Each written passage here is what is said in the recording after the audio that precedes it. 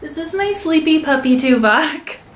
Hi, I'm Kristen. I am a wedding and portrait photographer in Salt Lake City, Utah.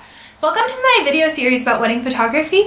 It's designed not only to help people choosing their wedding photographer, but also wedding photographers.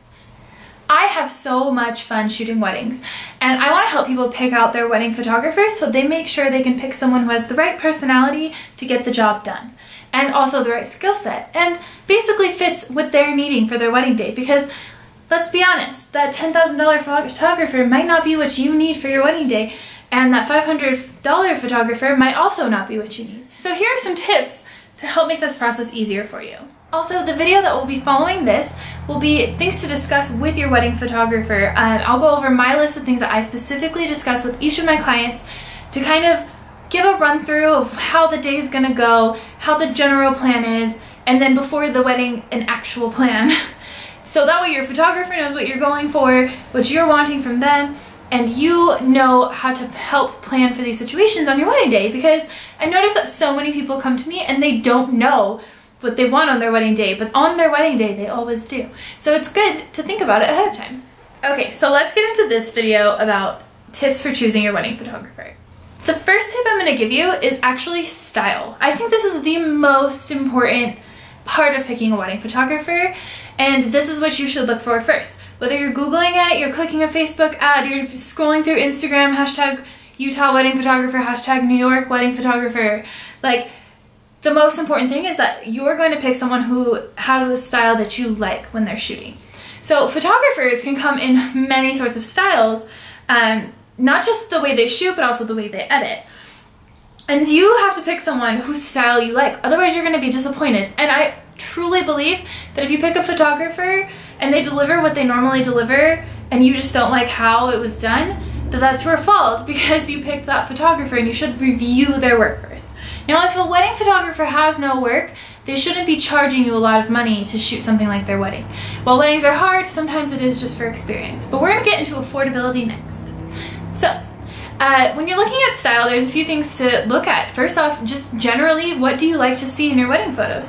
Do you like really artistic photos where some of it's blurred and the mirror is sharp, but the bride is blurred on the side? Or like, what kind of style do you like to see in your photos? Because there are artistic, professional, high-quality photos, and there are people who just want someone there to take pictures on their wedding day so that way they have picture memories. What's important to you? And look at the editing style too. Don't forget that, like, each photographer is going to edit differently. Some might be more green, some might have less color, some might have more color. There is a variety of ways that you can get this done. And you're always okay to tell your photographer what you want. And you should before ever signing any papers. So if you're like, I like this style of photography, they're either going to be like, sure or no. But it's not always going to be perfect. So definitely pick someone who already shoots the way you like your photos to look. But feel free definitely to tell them what you're looking for. You should always feel free to tell your photographer, like, hey, I know that you shoot similarly to this. This is what I'm going for. Can we make this happen? Because that way there's no questions of in between. And they are still going to shoot how they shoot, but they're going to try and hit your goal too. And so it's really important that you remember that it's an art for the photographer. They edit their way, they shoot the way they like. It's what inspires them, and you should pick someone that rolls with that. And yeah, some people are going to fit more, some photographers will fit more people than others, but that's just how the cookie crumbles. It's style, it's art. You never know what's going to be in next month, so just roll with it. So after you've thumbed through and you find a particular style of photography that you like, the next thing that I think is most important is your affordability. I live in a densely populated area for photographers, and so that means that, like, your prices and the availability are just kind of all over the place, but in some places there are fewer wedding photographers. So photography usually, like really great photography, normally costs a lot of money, and you're already spending 10 grand on your wedding at least anyways, right? I'm planning a wedding right now, and I know that it's extremely difficult to get your costs down in the traditional sense. And so affordability, super important. So you have your list of photographers whose style you like. Can you afford any of them? If you can't, what can you do about that? Can you pick a newbie out of the bunch? There are new photographers all over the place that would love to shoot your wedding.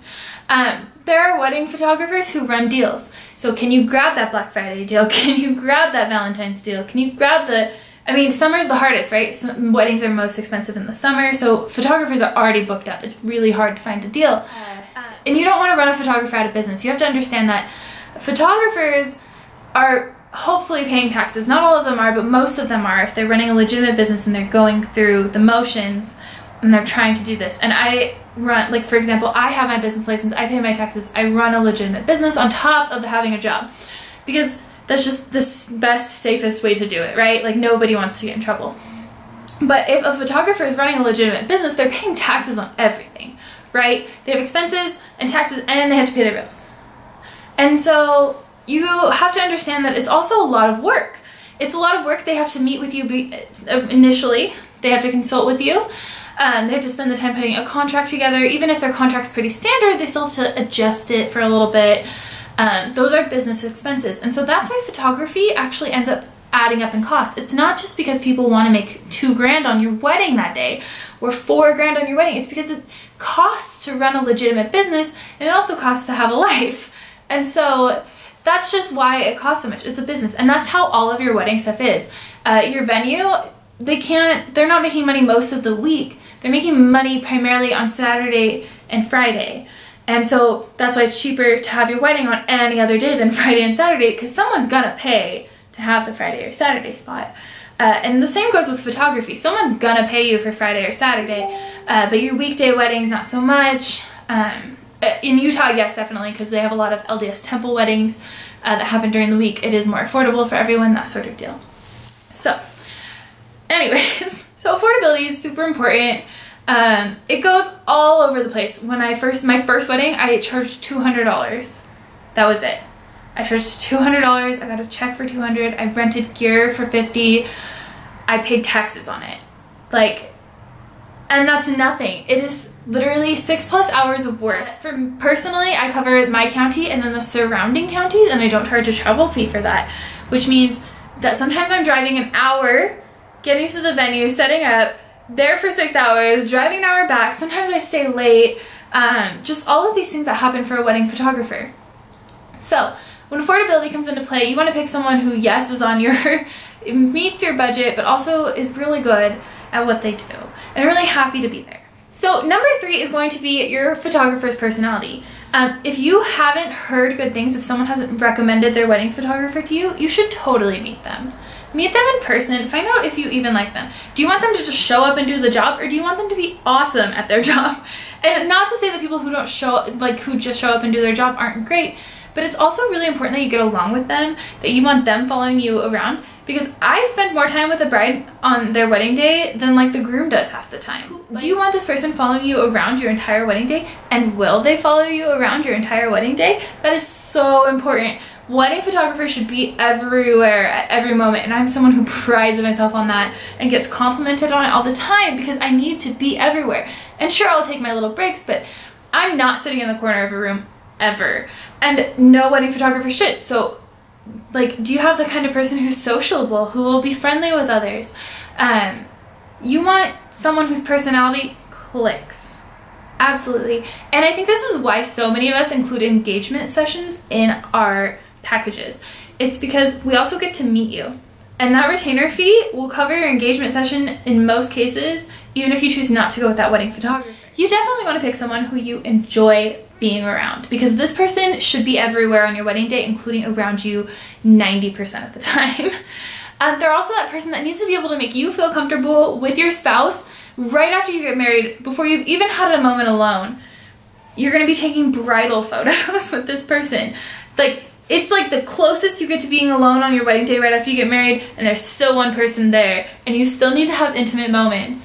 And who's gonna give you these moments? It's all personality, it's all style, it all goes together. My 4th tip for choosing your wedding photographer is, what are your perks? What are you getting out of your package? And this kind of goes with my affordability section, but in a different manner, that in this day and age and generation, most people primarily just want to make sure they have their digital files. They can get them printed at Walmart or Walgreens and be happy. But are you getting all of your digital files? You have to check. Some photographers are more old school. Some photographers still want to sell you prints. or your photo book. Is a photo book included in your package? How long is your photographer going to be there? Does your photographer limit the photos? And if not, how many photos do they generally give out? These are things that are like so important because it's what you're getting at the end of the day. It's no longer about style or how much money you spent. It's about what you got. Are you getting digital files and USB? Are you getting one or the other? Do you have to download in a certain time? That sort of thing. Are you getting any sort of prints? What do you get in return for choosing this photographer and paying this money? Do you get an engagement or bridal session included in your package? These are things that mean the world to people and add extra value. These are things that photographers offer you because they add extra value. You're paying them $2,000 to be there on your wedding day and properly capture every moment that happens. And they also are going to give back to you. These are bonuses. You don't have to pay for the engagement and bridal session on top of your $2,000+ wedding photography fee, and you're getting bonuses. And so and what else do they have to offer? Some photographers offer different types of gift packages for prints, or they just give you the printing rights. What are they giving you in return? What are you guaranteed? I think I covered the gist of the most important things, and I know that limiting the list to about 4 items sounds a little short, but it really, I think, summarized everything that's happening. It's not as easy as just picking the first person who shows up on Google and being willing to pay them $3,000. It's are they worth $3,000? That's what you should be asking yourself. Yeah, and just also know, if you want to have your wedding photos published to a magazine, maybe you should pick a photographer that loves to submit their photos for publishing. If you don't want them published, maybe you should have it in the contract, because your contract probably says that the photographer can submit them for publishing. And I'm sure most people don't mind if their photos from their wedding day end up in a magazine, but you never know. These are things that you should look at. Definitely read through your entire wedding contract to make sure it's exactly what you want. And if it's not what you want, ask your photographer for something else. Most photographers might not be able to work with your budget during the heavy season, but in a slow season like December and January and February, they definitely might be able to work with your budget. So there's just a lot of things that you should ask for, but also details you need to be aware of that are in things like your contract. Your photographer might charge you extra to retouch out if you have weird tan lines that day. And in most cases, that's the situation. And so can you afford to have that retouched out afterwards if you're booking your wedding a month out and you've got tan lines that are all over the place? And how much do they charge? There are a lot of things that come into play when you are trying to choose your wedding photographer, but it is also very simple. I'm someone who recently chose my wedding photographer myself, but I also found that because I'm such a part of the photography world, I found the decision to be very easy for myself. But I think it should be taken seriously. It's one of those things that you're going to spend the most money on when you're getting ready for your wedding day. And so you have venue, catering, if you're having it, but it's still food costs and drinks. But you also have photography and videography, and you have these important things to choose from, and so it should be taken seriously. These are my tips. I meant for it to be super easy to understand and follow, just give you the basics of what you're doing. Photographers are small business owners, so please remember to be respectful of their time, of their resources, but also know that they love doing what they're doing for you. People do not spend hours at weddings if they don't love it. It's not worth it if you don't love it, and we all love the end result. If you want to hire me, I will be linked below. I'm under KristenReneePortraits.com. I'm also on Instagram under KristenReneePortraits. And I'm here, I do wedding photography and videography.